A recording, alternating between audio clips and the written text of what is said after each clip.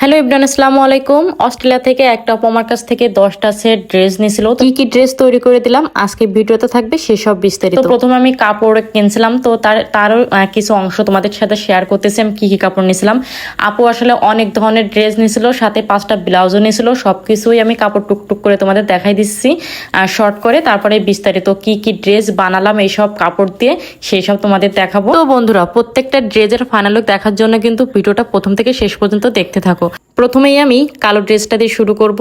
তো এটা ছিল কামিজ, তো এটা নেটের ভিতরে কিন্তু কাজ করা কাপড় ছিল, দেখতে পাচ্ছ। এই যে আপু একটু বলছিল আপু শর্ট করে পরবো, তবে আমি একটু লং করে দিছিলাম আপুর।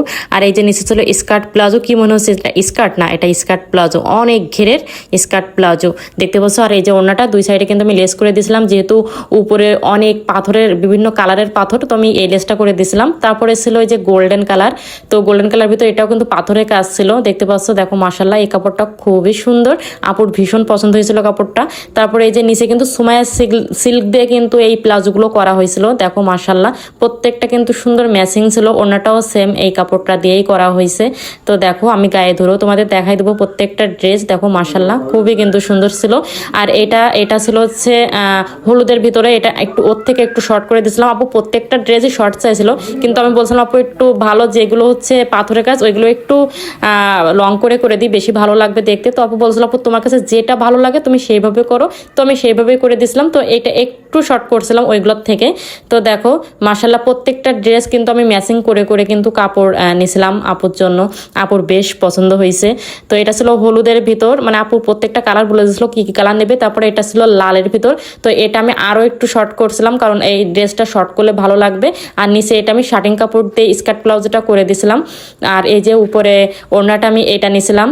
তো দেখো এটা ছিল লালের ভিতর, আপু লাল কালো গোল্ডেন এইসব কালারের ভিতরে চাচ্ছিল যেন সবগুলো বিভিন্ন ওকেশনে যেন পরতে পারে। তারপর লালের ভিতর আপুকে একটা লাল গাউন করে দিছিলাম, যেটা আমি সবসময় করি, আমার ভাইরাল ড্রেস বলতে পারো।